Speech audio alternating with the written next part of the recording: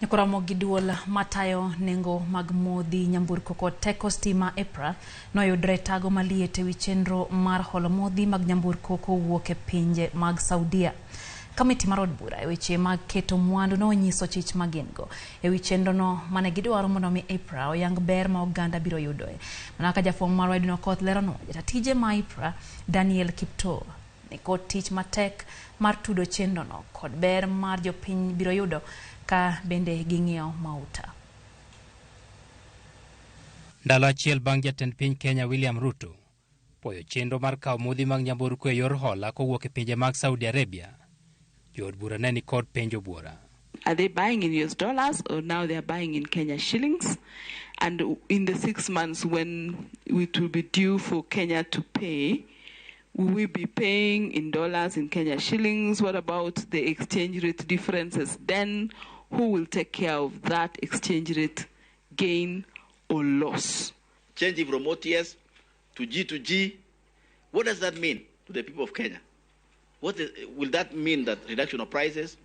And if it is G to G, how does EPRA come in terms of controlling the prices? Where will they get their power to control the prices? How have these companies been procured?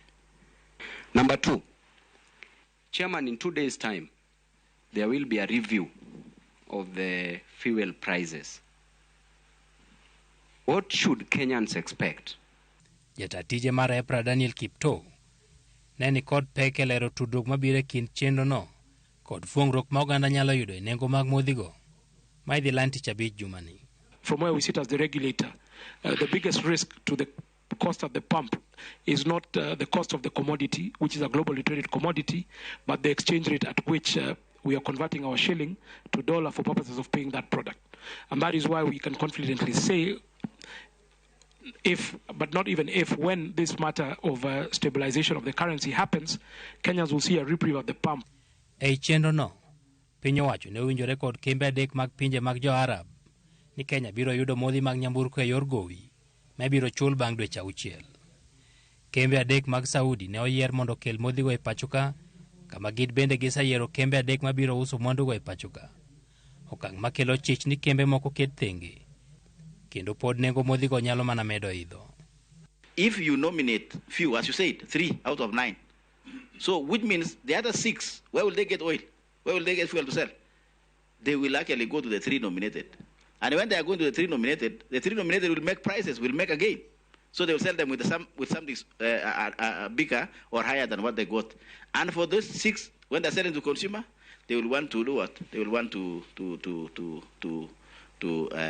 recoup. Kembe 96 ma uso modhi mag nyamburko e pachoka osechwalo ng'ur e nyim doho ewi chenro no ma igeto go duoko chien pek mar manyo dola mag Amerika dwe ka dwe mondo piny Kenya onyiew go modhi nyamburko. Giwacho ni okang' ma kamano ne okaw e tok chik, geto mana medo yuto ne kembe ma oyier kendo ketho chiro mar uso mauta. EPRA wacho ni fuong'ruok e nengo modhi nyamburko ok nyal gen ni biro timore e bwo chenro no, kata lal bende nyalo bet mana kaka timore sani. Wach mane omedo mana chich e pach jood burago. If there's a gain, we as a regulator will be able to claw back that gain and pass it on to Wanjiku at the pump. And in the event that there's a loss, then we'll be able then to pass that through as a pass-through to the consumers as well. And this is provided for within our mandate as a regulator. Kenya tiyo kod ma ok tin ne $5 million dwe ka dwe nyiewo modhi mag nyamburko.